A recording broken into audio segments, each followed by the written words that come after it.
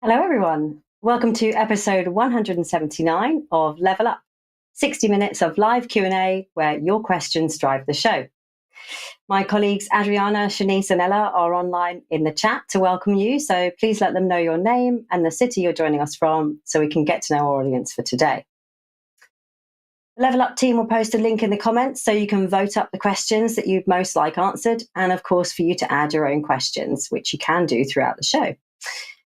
If your question is selected, your name will appear in the credits at the end of the show, so get your questions in early and stay with us to see that happen.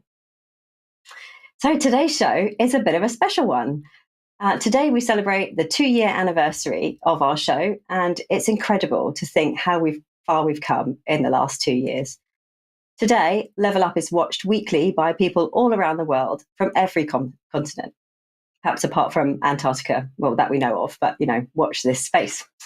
The show has created close to 2,000 questions and answers on our website for people to search through, covering a wide range of topics from service management to governance, from leadership and change to projects and agility. We've grown a huge following on social media who join in every week to share ideas and learn from each other. So before we get started with today's show, I'd like to thank the APMG production team from around the world who have given so generously of their time, their creativity and their talent.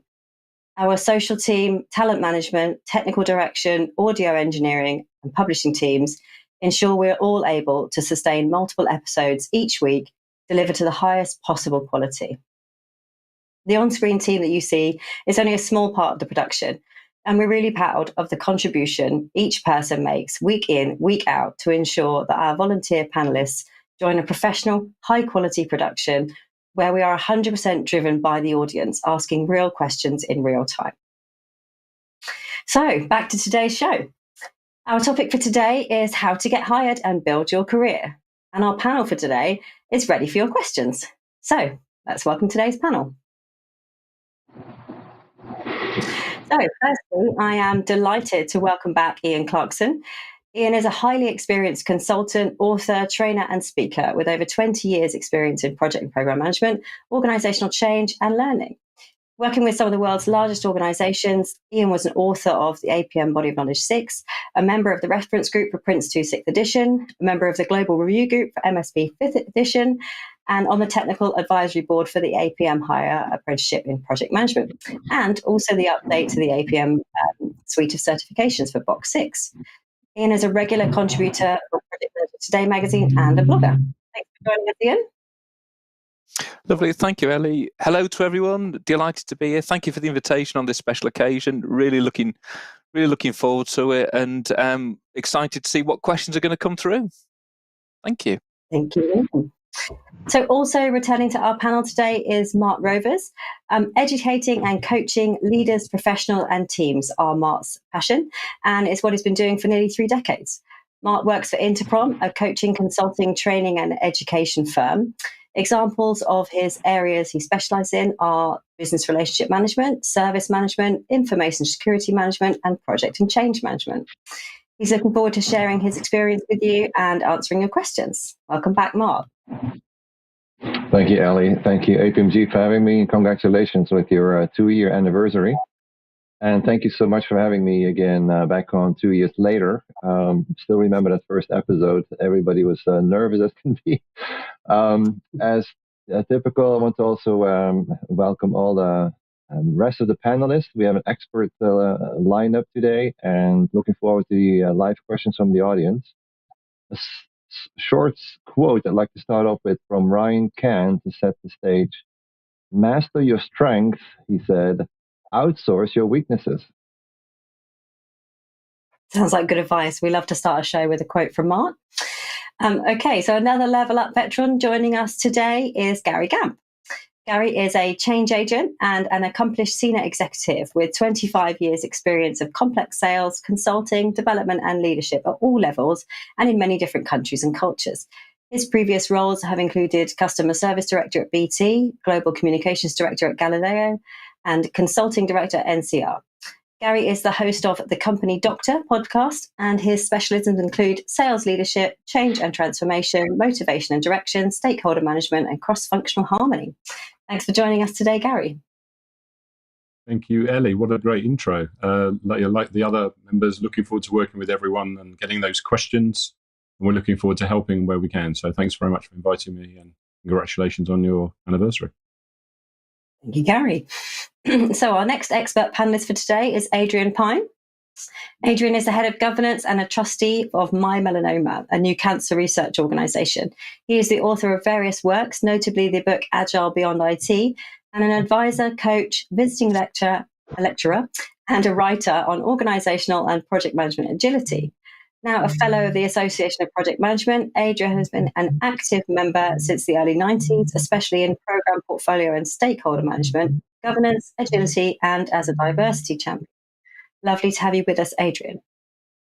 Thank you very much. Very honoured to be on the anniversary show, and also with such a great panel, especially on this subject here at the twilight of my own career, hopefully able to provide a couple of useful snippets to those either embarking on or developing their careers.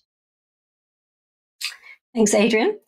We also welcome back Malini Jayaganesh. Malini is a highly experienced business relationship manager who specialises in nurturing high-performing BRMs and teams. She is regularly invited to deliver personal keynotes and presentations at professional and academic forums in Australia, the US, UK, and India. Her personal BRM story, titled Walk Fast, Walk Far, has been described as the most impactful presentation at the BRM Connect event in Sydney. In her spare time, she writes about food, culture, and relationships. Welcome back to the panel, Malini. Thank you, Ellie, and a good day to everyone from freezing Melbourne. It's just about 9 degrees Celsius here. And I'm very excited, and I feel very honored to be part of this special anniversary edition. Days when I participate in Level Up are red letter days on my calendar. I just get so much out of the interactions with my fellow panelists and these fantastic questions from viewers around the world. Lovely. Thank you, Malini. So completing today's panel is Helen Grindley. Helen is the Managing Director at Provek, having previously held the role of Training and Consultancy Director. She has an extensive project management background, which includes working in both public and private sectors, successfully delivering programs, projects, and business analysis for a wide variety of companies, including British American Tobacco, Dresdner Bank, Wrigley, Coca-Cola, and the General Medical Council. Her areas of expertise are digital transformation, program and project management, business analysis, and change management. Helen also has qualified teacher status following a brief interlude as a secondary school English teacher. Welcome to the panel, Helen. Many thanks, Ellie, and congratulations to APMG on the anniversary episode. And something interesting that you mentioned there about my diversion into a teaching career after 20 plus years as a project manager. So I'm hoping that I will be able to bring some career change information to the discussion today. Thanks very much. Absolutely. Thanks, Helen. So our question master for today is Charlotte Miller, who joins us from the Thames Valley in the UK. Hi, everybody, and welcome to today's show. Okay, thanks, Charlotte. May we have our first question, please? You may, Ellie. Our first question for today is from Lisa Flock. I'm thinking about a complete career change, but I'm afraid of this step, and I don't know how best to go about it. Do you have some advice? Okay, panel. Helen, I think this one is for you to start us off with. Thank you. And then Gary. Particularly relevant. Thanks, Ellie. Particularly relevant for me. So after 20 plus years in project management, I decided to retrain as a secondary school teacher, teaching English. Just wanted to try something different. So I was in the same position as you. So what I would, in your position, do is perhaps try and speak to people who are doing the next type of career that you're interested in. In my situation, I actually went and spent some time in a school to see whether it was something that I wanted to do. Ultimately, it turned out that, despite it was a very interesting experience. It was something that I didn't want to follow up long term, but I feel that at least I tried, and I did learn a huge amount from it. So do lots of research, find out the other sorts of careers that you're interested in, speak to people who are in those type of careers, and just take it from there. Even perhaps, try and find a company that will let you spend a couple of days, or a public sector organisation that will let you spend a couple of days just trying to see, what happens on a day-to-day basis in that sort of role. So absolutely go for it. I'm so glad that I did it. Came back to project management at the end, but I'm so glad that I did it. Brilliant. Thanks, Helen. Gary, your thoughts, please. Yeah, I think it's a great opening question. Actually, I've got an episode coming out next week about career change, because before I started work, I wanted to be a rocket scientist. And as you can see, I'm not one. And then you're going to get caught in a rut, and before you know it, you're not doing what you really wanted to do when you were younger. And you don't have to be under pressure to go off and give up your job and take the risk and go and change it. But my big recommendation is don't let it go by you, because if there's something you always had a passion for, really good advice from Helen, and she's done it herself. Check into it, find people that are in the industry you want to be in, do lots of research, test the water. But you don't have to make a decision about doing it. You can always say no, right? But don't let it go by you. So that would be where do I get started? I think the best way to get started is to network with people that are in the field you want to be in. And it's obviously easiest to do that with people that you might know are in it. That would be the good place to start. And then it helps you kind of form some opinions. Brilliant. Thanks, Gary. Adrian, over to you, please. Yeah, simply just adding to the two previous sort of points, really. I would look at the skills and the capabilities you've got and see where they're transferable, because a lot of people just think about what work that they've done, roles that they've done, and think that represents their capability, and it's not true. What you need to do is look at the capabilities you do have, and to see whether they're transferable into an area that you'd like to go into, because that's a lesson I learned back in the mid-90s when I was looking to transition, and it was a good lesson for my boss. Look at what skills and capabilities that you have. Yeah, brilliant. Thanks, Adrian. We've talked a lot on Level Up about transferable skills. That's really, really great advice. Malini, we'll come to you now, please.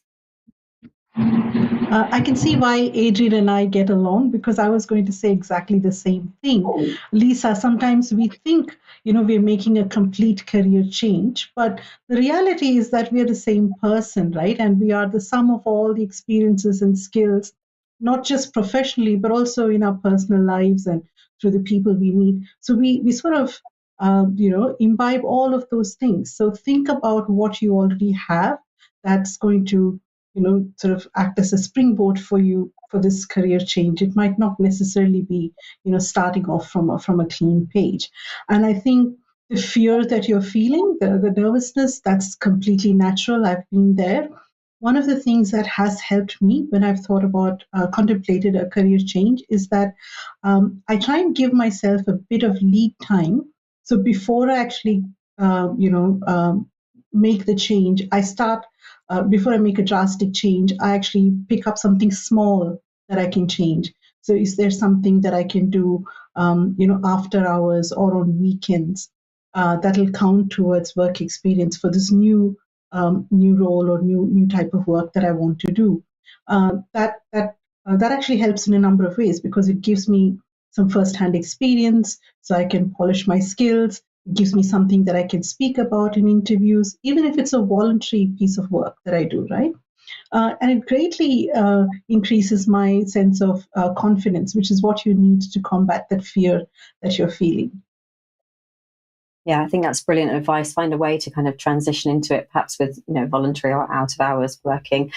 Mart, please, can you finish us off on this one? Great answer so far, indeed. I'd like to summarize it as in, when you make these decisions, there is always a little bit of fear. That's normal. But when you make these decisions, inform yourself as much as possible. Do your homework.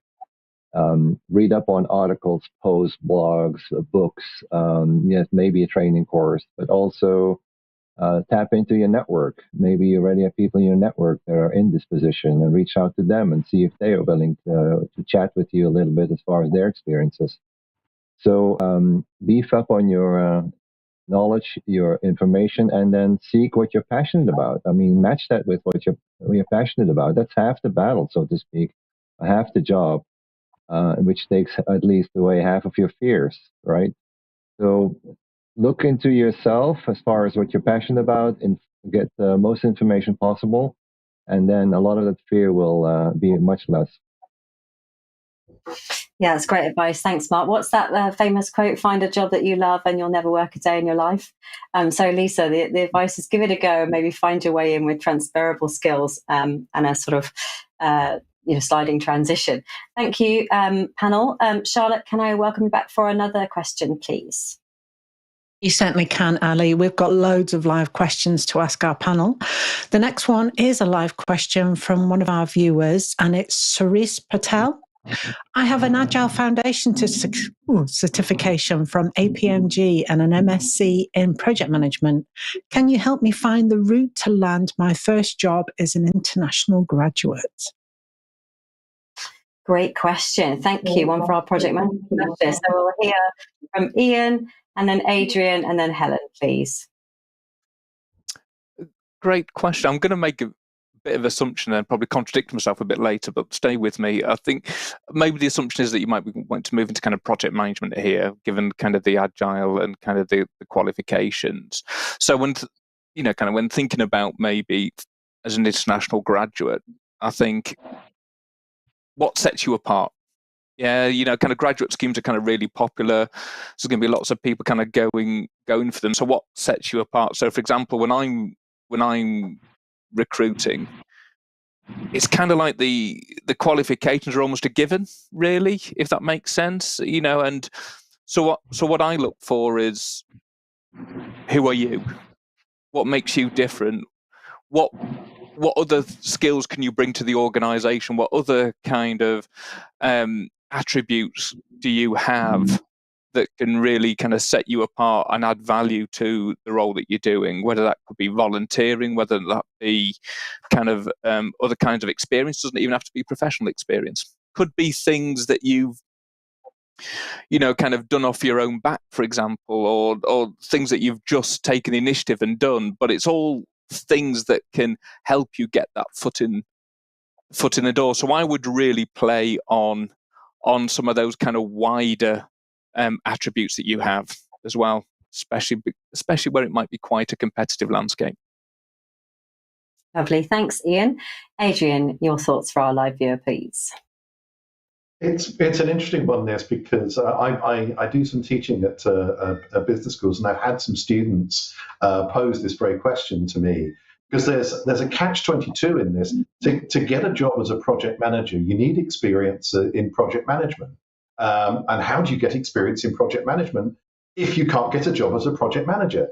So a route that I've often suggested in the past is, if you can't get someone to take you on in a pure project manager role, even a relatively modest project, there are these other things, of course, called project offices. And they are great environments to get experience of a very broad range of skills and knowledge across the project management spectrum. Could well be exposed not just to interacting with projects, but with programs, and almost inevitably be working within the management of a portfolio. And it's an absolutely fantastic training ground. Yeah, brilliant advice there. Thanks, Adrian. Helen, over to you on this one, please. Yeah, it's an interesting one. So one route that I would definitely recommend, particularly in the UK, is a project management apprenticeship. So, we have people on our project management apprenticeship at all stages of their project management career.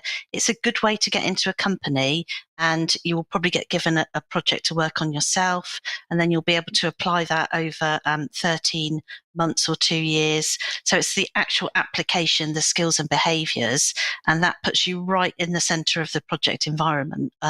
So definitely project management apprentices, there are a lot of big employers offering those now. It's definitely worth looking at that. Brilliant. Thanks, Helen. And Mart, finish us off on this one, please. As mentioned already, get experience in project management first, and there's many ways of doing that for the previous answers.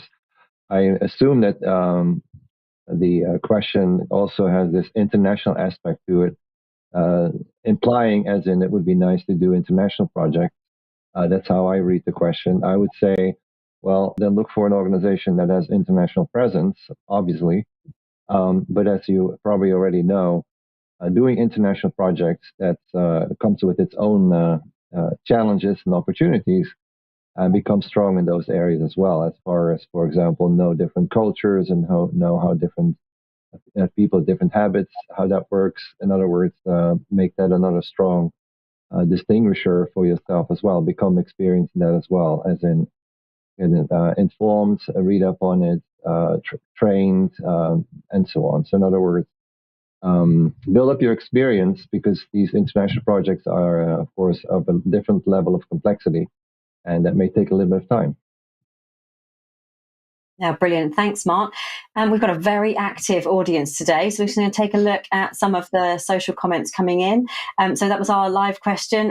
Hi, Shiraz. Thank you so much. And joining us from London, it's great to have you with us. And hello and welcome from Pakistan. Brilliant. Thank you for joining us.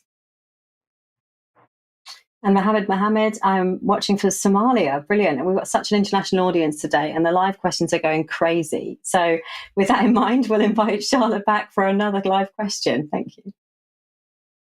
Thanks, Ellie. We've got one of our regular viewers, Wanda Mayo, asks the next question: university education versus professional certification, which helps much better in getting hired and build one's career? Brilliant. Thanks very much for that question. Okay, we'll go Ian, then Gary, please. It's a really great question. I'm having this conversation with my 17-year-old son just ahead of kind of university applications as well. I think that for me, the answer is both, because actually I think they address slightly different things. So kind of like, the professional certifications, whether we, like, for example, it was mentioned on the previous call, the APMG Agile, gives you one set of skills and knowledge, but actually what the university education can give you is, even if it's not in the subject, kind of a lot of kind of graduate schemes take graduates on with not necessarily in the subject that they're recruiting for, because they're looking at the wider skills. So analytical skills, the ability to manage time, the ability to write reports, all of that great stuff. So actually I think they're both compatible. I think they're both really useful in terms of building your overall skill base and competence base. And I would say, make sure that you play on that. Make sure that you actually highlight those skills. I studied maths. I have a PhD in applied maths, and I work in project management now. So I'm not directly using it, but what it has given me is that ability to analyze data and that ability to kind of write reports, which are all really, really kind of important business skills. So think about both and highlight both. Yeah, brilliant advice. Thanks, Ian. Gary, your thoughts, please. Yeah, if I can be slightly controversial, I agree with Ian, by the way. I think you should do both, potentially. But I don't think it's enough. I think the challenge is that it's really competitive out there, and you've got to stand out. And it's not easy to stand out. And there's two ways to stand out. One is to start networking. So if you can find what I call a warm contact in an organization that you're interested in through relatives, friends, or someone that you know, it's not always easy, it gives you half a chance to kind of get connected, either through adverts or whatever, because otherwise you're just competing with the masses when you're trying to get a job. And the other thing is you've got to have something interesting about you, because when you leave university, unfortunately you don't have any experience. And then you're in the loop of, well, how, give me a chance. I was like, I can't have experience, but no one wants to give you a chance. So you've got to do something. Like for me personally, I started a charity organization when I was 15, raising money for cancer research, but organizing events. And then I had something to talk about, interviews. That's something I'd done. So I think it's not a black and white answer.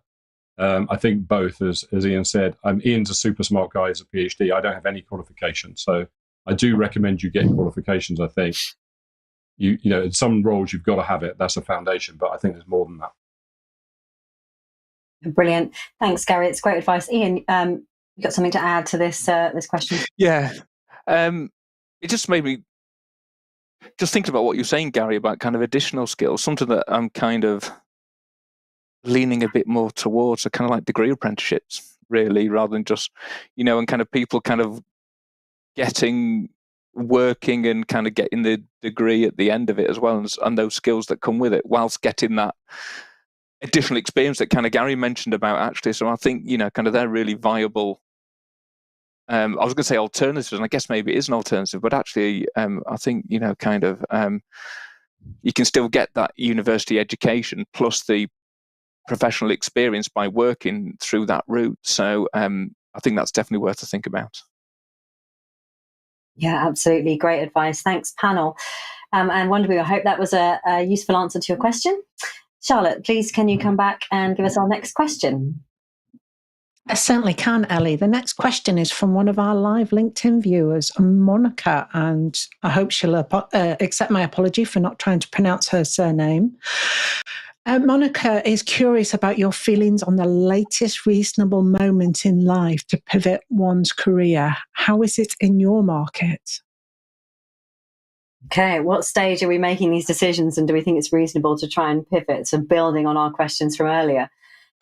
Adrian, we'll come to you, and then Malini, please, and then Gary, actually. Very, very interesting, because I'm going to give sort of a personal example, because I did sort of pivot my career, I guess, about 12 years ago, in parallel with my partner, who's now a retired architect, and really wanted to move towards winding down towards full retirement. And he's now fully retired, and I'm mostly retired. But so I stopped running projects and pretty much, and instead moved more into consultancy. And it was definitely the kind of the lifestyle decision on both our parts, and I must confess it's worked very, very well. But it came as a result of a lot of very serious thought about not just what I wanted, but what we both wanted as partners in life, and what else we wanted to do in life. So I think, yeah, lots of serious thought about what you and probably those around you want out of life. Brilliant. Thanks, Adrian. That's super helpful. Monica, I hope that's helpful for you. Malini, your thoughts for Monica, please. Monica, that's a really interesting question. And since you asked about my feelings, in relation to this, I hope that there's never a time when I feel I'm too old for this, right? And I think the way society is going now, most countries now have an aging population. The pension age is sort of getting pushed out. Definitely in Australia it is. So this I think more expectation that we'll all continue to work for much longer than previous generations have. And I think for myself, I'd like to keep life interesting. I've always taken the scenic route regarding my career. I've never had, a rigid plan and stuck to it. I sort of make the most of things as they arise. So I suppose it's important to stay curious. It's important to remain open-minded. And it's also, I think, important to cultivate that ability to manage uncertainty, right? So a lot of people look at uncertain environments and they get really nervous and they start shutting down. Whereas I look at uncertainty and I go, what can I get out of this? What can I learn from this? What could I add to this? So as long as, you keep that sort of openness and agility in your thinking, I think it's never going to be too late to pivot your career. Brilliant advice. Thanks, Malini. Gary, your thoughts for Monica? Yeah, I'm really pleased you asked this, and it's very similar in a way to the first question. There's two reasons why you'd want to pivot. It's either because you're pulled by your goals or you're pushed by your circumstance.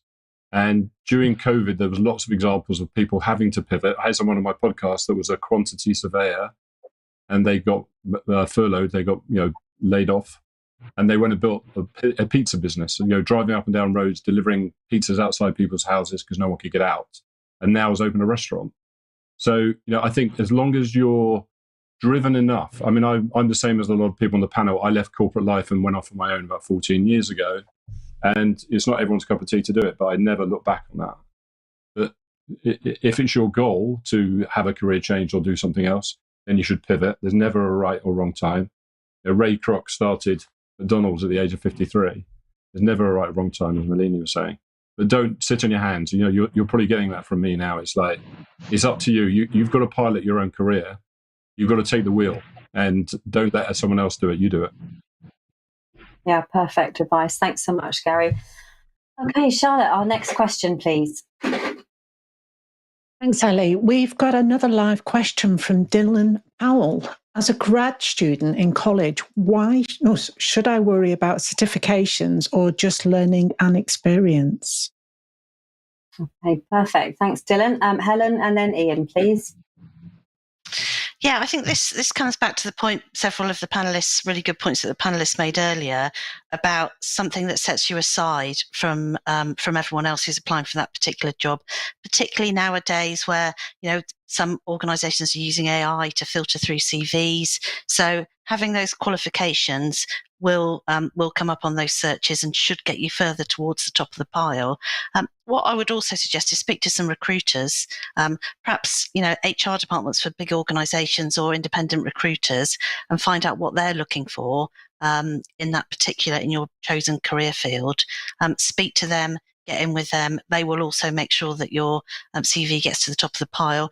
Certifications I think will help you get there, but there are sort of other areas as well. So try and find those out from recruiters. Okay, great. Thanks, Helen. And Ian, your thoughts, please. So the first thing that I do when I see a CV or an application come to the door is look at LinkedIn. You know, and actually, you know, kind of as a grad student in college, if you haven't got a LinkedIn profile, then I would suggest you go and get one. Again, I'm going to use my 17-year-old son as an example. He's just kind of got his first one now as 17-year-old in A levels, year 12. He hasn't got a lot of experience behind him, but you know, it's then about putting yourself out there, finding interest, liking posts, reading things, you know, kind of having an opinion. So actually, your certifications are great and your learning and experience as well, but I'm just as interested in kind of your activity. What are you interested in? What are you actually contributing to and things like that? So I would say if you haven't got a LinkedIn profile, get yourself a LinkedIn profile. Yeah, great advice, and one that they can action right away and be watching Level Up live on LinkedIn. Okay, Adrian, we'll come to you next on this one, please. Yeah, I just want to share a little sort of equation that I use quite a lot when I'm coaching, and especially with young professionals. And I have this notion of a thing called capability. And the capability is the totality of everything that you can do and everything. And it kind of goes something like capability equals talent, which is kind of what you're born with, plus experience, plus knowledge, plus judgment. And it's so you develop those. You obviously everything on the right. Most of everything on the right of that equation. You evolve during the course of your life, and in terms of managing your career and building your career from the very earliest point, it's about thinking, okay, how can I build my knowledge, my experience, and how can I develop better judgment through making mistakes and just gaining experience to build that capability. So that's just a little equation you might want to use. Brilliant. Thanks, Adrian. I love that. And Mart, finish us off again on this one, please. To build on Adrian's answer, is that once you have your college degree, then start working on your T shape or V shape. In other words, the depth of your knowledge. And of course, that depends on what you're passionate about. That's one thing, and certifications, of course, can be enormously helpful to create that or develop that depth of knowledge and experience. But along with that, just for any grad student out there, yes, you've crossed the finish line, you graduated, congratulations, fantastic. But be prepared, those that have the most successful careers, that's my experience at least, are the ones that are the lifelong learners, and they also seek certifications for the rest of their career. You're not done, okay? That's not to discourage you, but to encourage you, as in there's a lot more out there to learn. And don't spread it as in, hey, I know of 15 things, everything, because I've got 15 certificates in 15 different areas.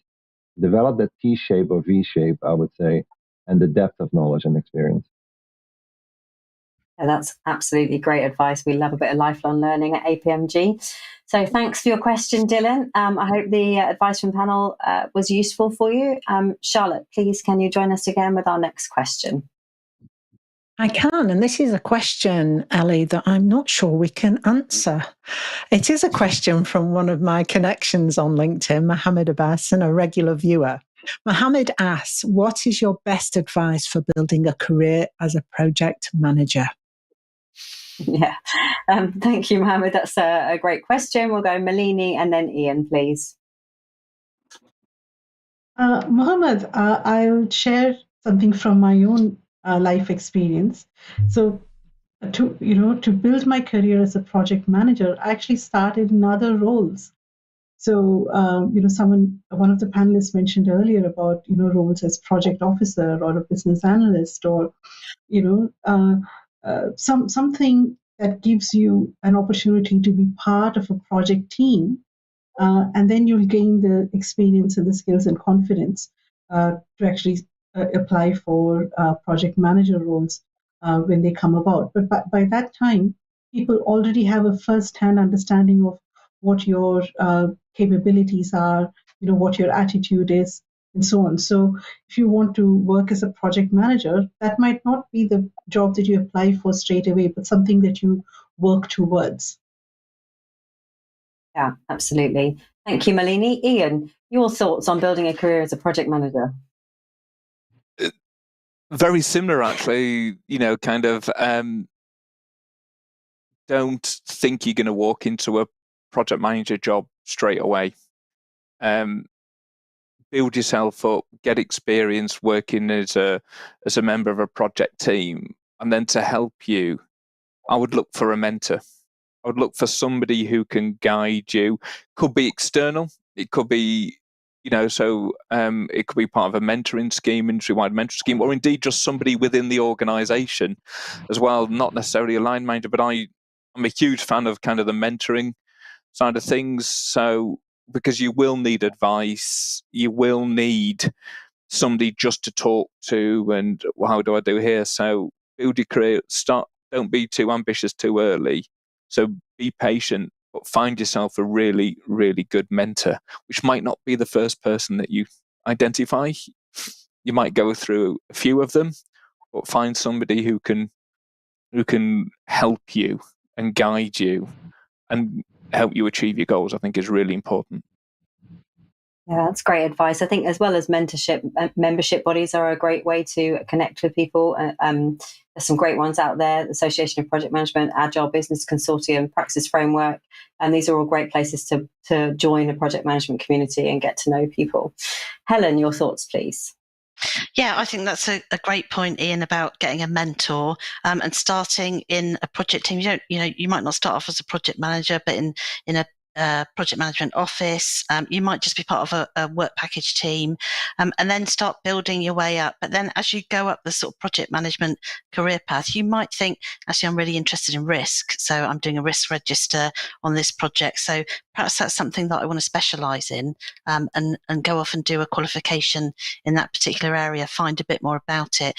You can shadow people as well who are doing particular roles on the project, perhaps the people that are holding the budget, perhaps, go up to the portfolio level. So once you're in a project team, regardless of whether you're a project manager or not, then try and sort of go out and find out all the different areas that you could get involved in, and then start looking at qualifications and move your way up. Yeah, that's great advice. Thanks, panel. Mohammed, I hope that's been helpful for you. Charlotte, please, may we have our next question? You can, Ellie. We've got another live question from one of our viewers, Atif Chowdhury. Are there any program management software or systems that you recommend? For example, Asana, Monies.com, etc. Oh, interesting. Ian's going to be our panelist on this one, and then Adrian, please. Is no, because Oh, have we lost Ian? We'll go to Adrian Not for now. a substitution for common sense. Oh. Ian, we lost you for a moment. We'll just go to Adrian and then hopefully we'll come back to you in a second. Adrian, go ahead. Yeah, I'm actually not going to recommend a sort of a tool because there are just so many out there. I worry slightly if this kind of the tool is the starting point, because any technology should actually be supporting how an organization or a team, a project or program team is actually working. And you might want to be looking for a tool on that basis.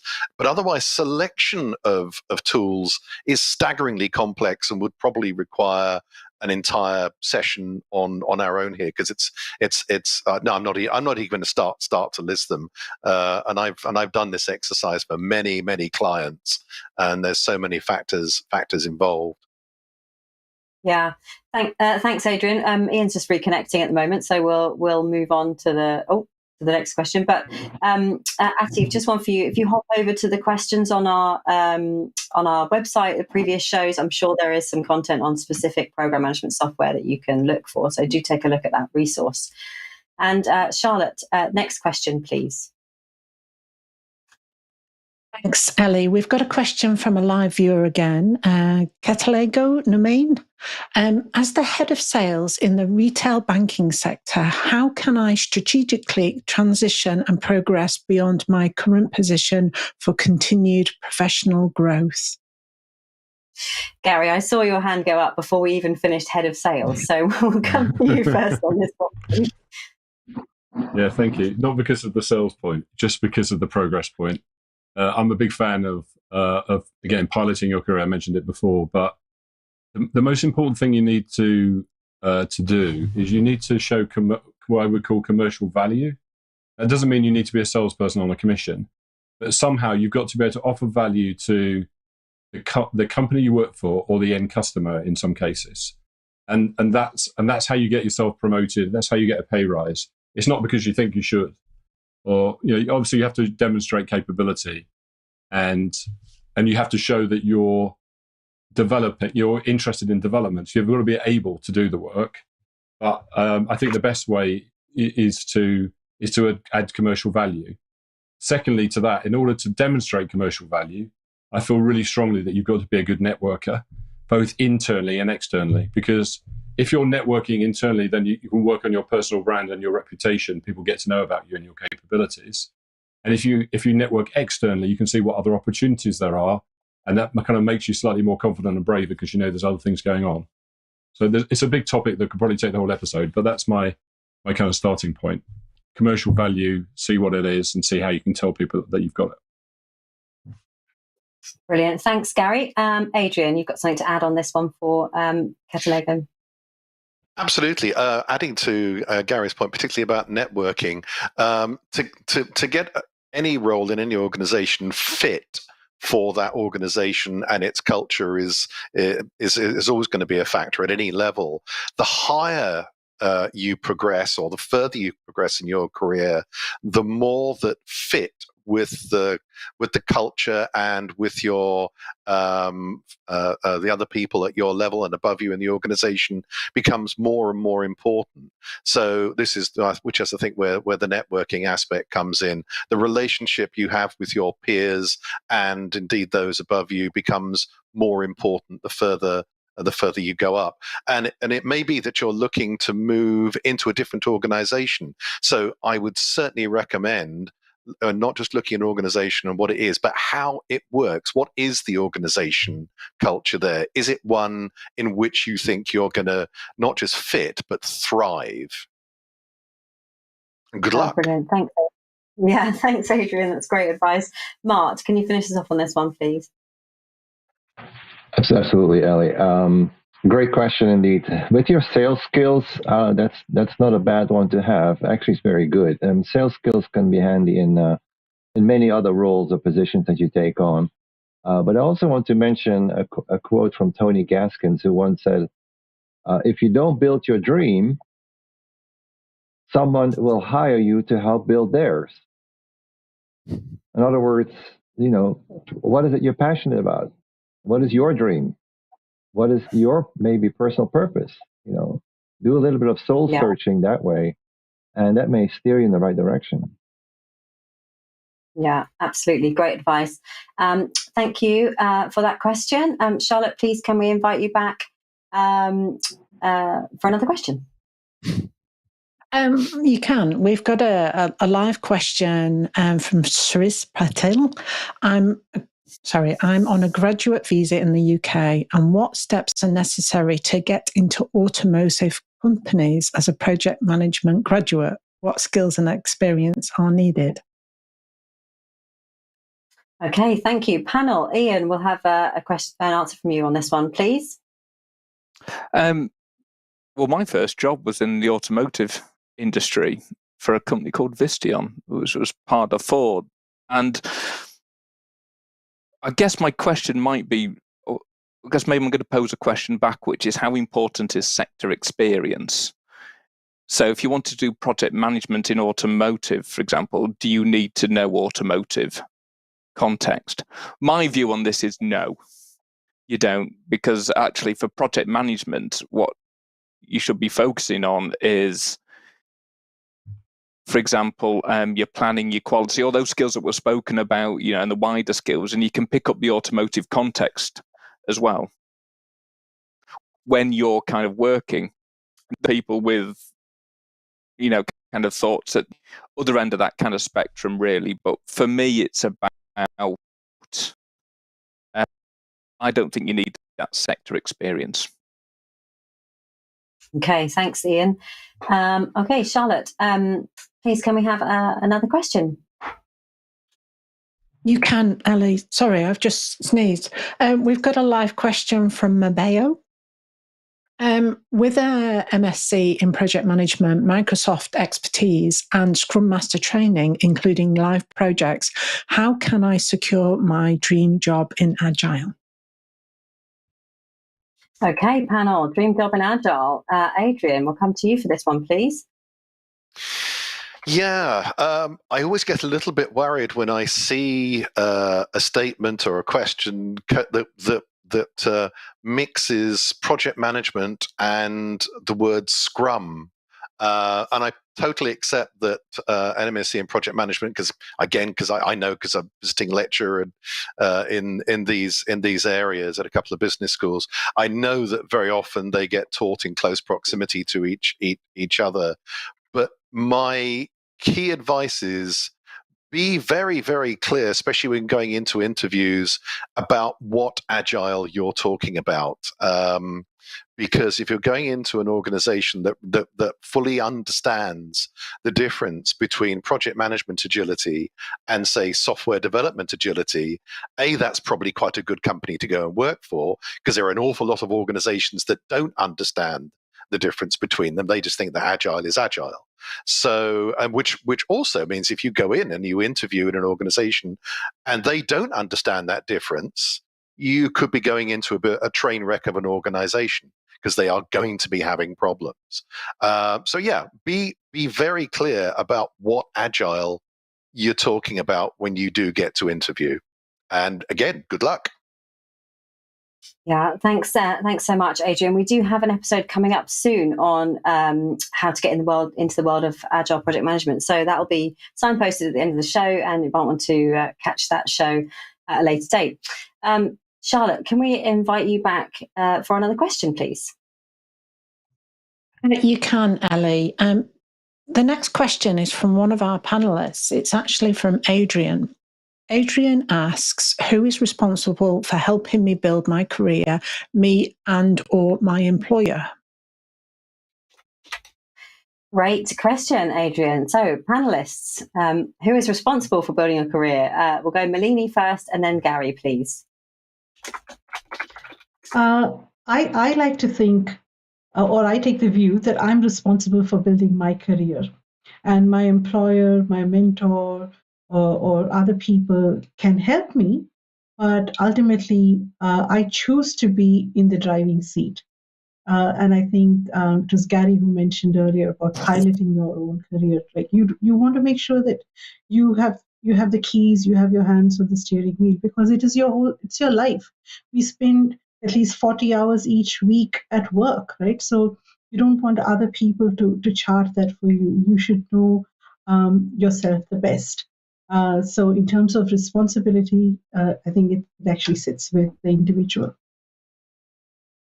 Perfect. Thanks, Malini. Gary, your thoughts, please. Yeah, I think you know what I'm going to say. But so yeah, definitely pilot your career. I think it's your responsibility as an individual, but it is your manager's responsibility as well. And so I think you should manage your manager. So you manage your career and manage your manager, and don't leave it to chance. Unless, look, if you're happy doing what you're doing and you're okay with your lot, then don't worry about it. But if you want to progress, either internally or externally, then you've got to take control of it. And the way to do that is that in most companies, and I don't want to be disrespectful to anyone watching or listening, the process of appraisals is not the greatest. It's not often enough, and it doesn't really focus on the reality of life. People are just worried about getting a pay rise. But if you can manage your manager by having discussions more regularly about what you can do to progress your career, what are the actual things that I can do, and talk to other people in similar roles so that you can take on responsibility. And then finally, maybe Ian, I think it was Ian or Adrian, were talking about having a mentor earlier. Find someone more senior that you can go and say, look, give me some help. Give me one of your projects, one of the things that you've got working, and mentor me through it. And again, it raises your profile and gives you a chance to kind of get to the next stage. A couple of ideas. That's fab advice. Thanks, Gary. We are going on to Helen, please. Yeah, that is great advice. Particularly about the coaching. So rather than appraisals, we've moved to a coaching approach. So regular conversations between people and their line managers rather than an annual sort of one-hit wonder. And that's working really well for personal development because things change a lot, career-wise. So I do think it's your responsibility. It's your own responsibility, but your employer or your line manager can provide support because they may be aware of opportunities or career areas that you perhaps aren't. So they can sort of guide you and steer you in that. Yeah, absolutely. It's a joint endeavour. Thank you so much. Charlotte, can I invite you back for what will probably be our last question for today's show? Thank you. And we have a great question as our last question. And I think we might know who submitted this question. It's from Nick in Wokingham in the UK. If the panel could travel back in time, what career advice would they give to their younger self? Right, panel, what career advice would you give to your younger self? Who's going to start us off on this one? Gary, and then Ian, and then Malini, please. I'm sorry, it's me again. Great question, Nick, whoever you are. Very insightful question. I think the most important thing is to follow your dream. And if you could get back in your time machine, and sometimes we're working so hard, we've kind of got into a rut of what we're doing. But the advice I give to my younger self is have the confidence to follow your dream and pursue it more rigorously before you get caught in a rut doing something you don't want to do. That's not the advice for everybody, but that's what I would give myself. You asked me about my younger self. That's great advice. Thanks, Gary. Ian, your thoughts for Nick, please. Relationship building, I think, is kind of really important for me. If I was to go back in time and for myself, I'd say put more effort into building relationships with people, because the more relationships that you can build, I think the smoother things will go. The more you'll kind of get on with people, the more you'll be able to help them. They'll be able to help you in the career as well. So actually, I think for all the technical skills and things like that as well, actually, I think there's just something really fundamental just about being able to engage with people. So I'd give that a lot of focus. Yeah, that's great advice. Thanks very much. Malini, your thoughts, please. Thank you for that question, Nick. I think I have missed out on a lot of career opportunities because I've talked myself out of pursuing them, thinking I'm not good enough. So, I've looked at some job ads, and I would have loved to be in that role, but I've gone through all the things that they've asked for, and I've said, well, I only meet 70% of the criteria. I'm not good enough, and I've simply not applied. And it was much later in my life that I actually started going, well, I meet 70% of the criteria, the other 30, I'm sure I'll learn on the job, and I go ahead and apply, right? And I think this happens to quite a lot of people. Like, we sell ourselves short.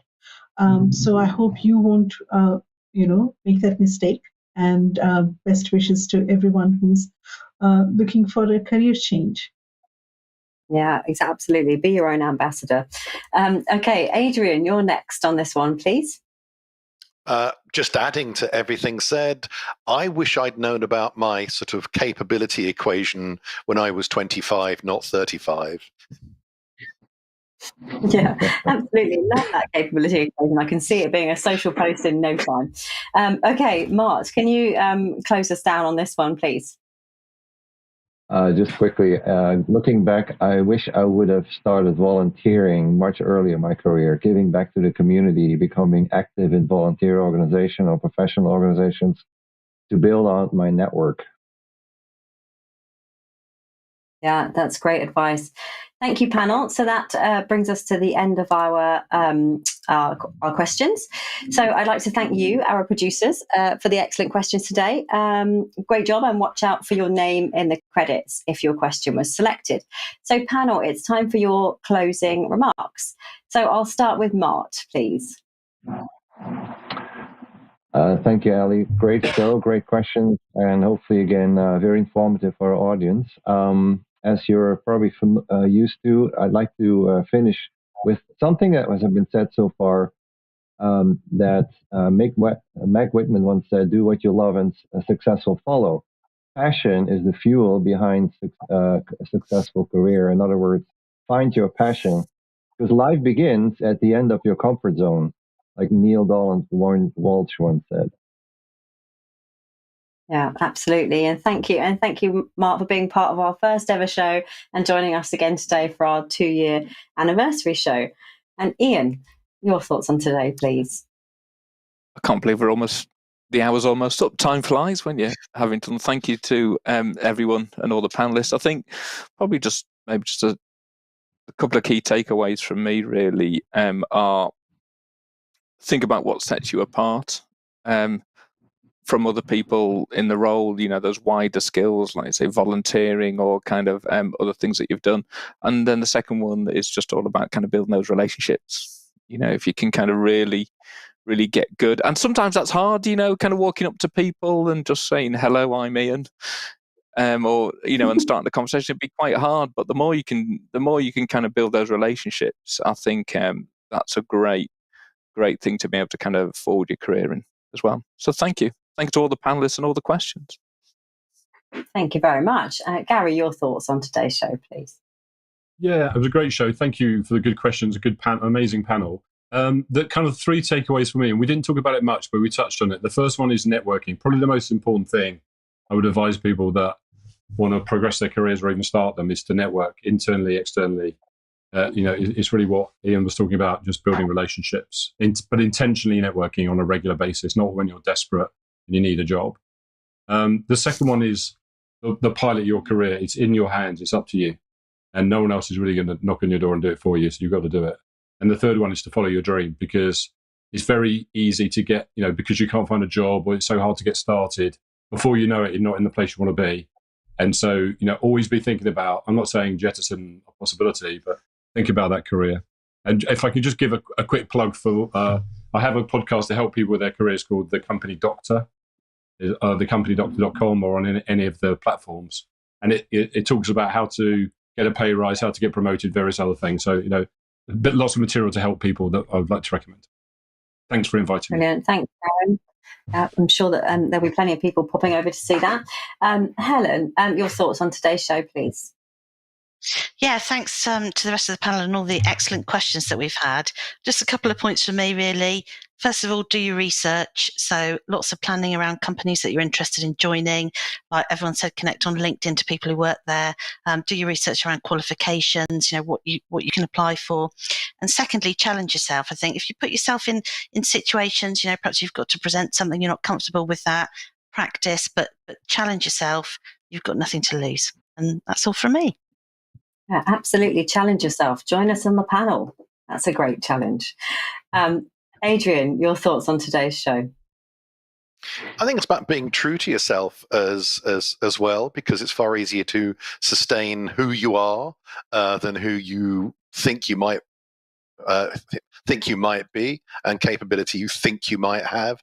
I occasionally watch some of these sort of talent shows and the early selection process when people go, but it's my dream, and yet they've never taken singing lessons, acting lessons, dancing lessons, and everything. Sorry, if you've got a dream, you actually have to do something towards achieving that dream. So be true to yourself, but push like crazy for your passion.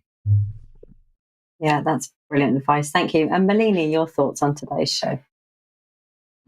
Thank you very much for having me here. And as always, I've enjoyed the conversation with my fellow panelists, and great questions.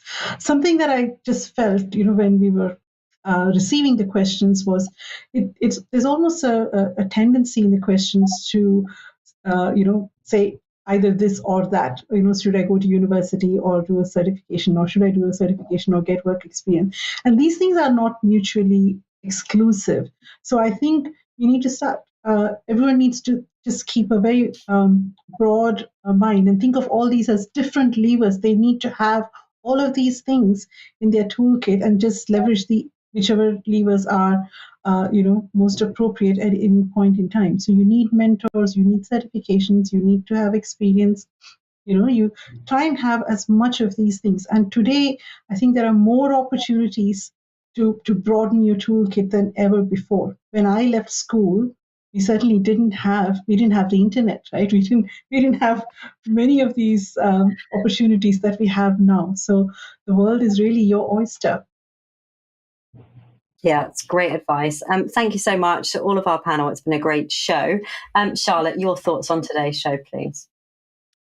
I just want to say a massive thank you to all our panelists, to the viewers that watch us, and for, as it is the 2nd year anniversary episode, a massive thank you to Nick Coulton and Nigel Mercer for coming up with this concept, and the blood, sweat and tears that went into creating the series that is Level Up Your Career. So many people get so much out of our twice weekly episodes. Thank you to everybody that's taken part.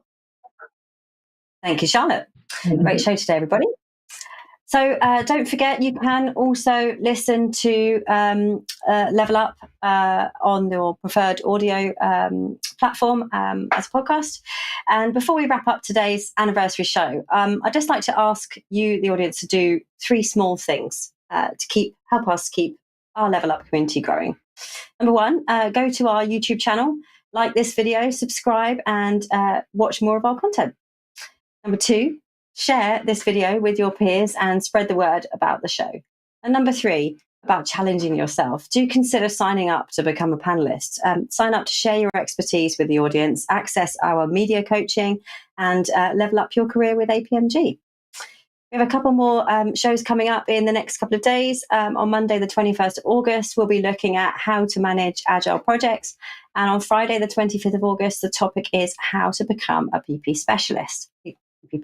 Apologies. Details of these shows and all of our other upcoming events are, of course, on our website. Thanks for joining us, everyone. I'll see you on the next show.